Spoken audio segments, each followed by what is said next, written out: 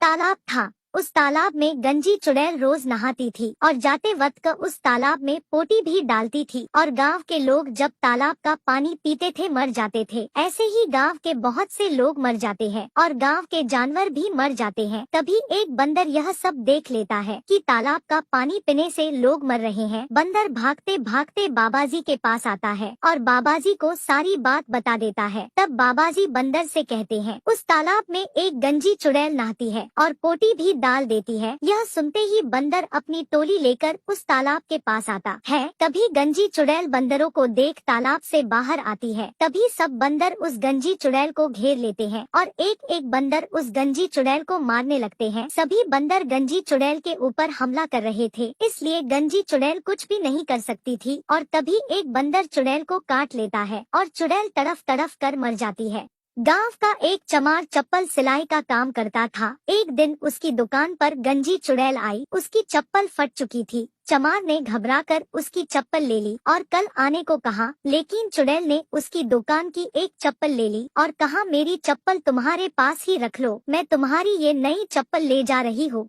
अगले दिन चमार ने चुड़ैल की चप्पल को घिसकर अच्छा किया और बिरजू की पत्नी को कम दाम में बेच दिया। जब सीमा चप्पल पहनकर घर जाने लगी, तभी रास्ते में चलते चलते वो हवा में उड़ने लगी। डरकर वो नीचे बैठ गई। उसके नीचे बैठते ही चप्पल नीचे आने लगी। अब वो समझ गई कि उड़ना हो तो चप्पल पर खड़े रहो और उतरना हो तो नीचे बैठ जाओ। उसे अब बहुत खुशी होने लगी। ऐसे ही उड़ते उड़ते वो अपने घर आई। घर आकर बिरजू को गले लगकर उसे सब कुछ बता दिया। उस दिन से बिरजू बच्चों को हवा की सैर कराने लगा और एक सैर का वो 50 रुपया लेने लगा और उस दिन से बिरजू की गरीबी दूर हो गई।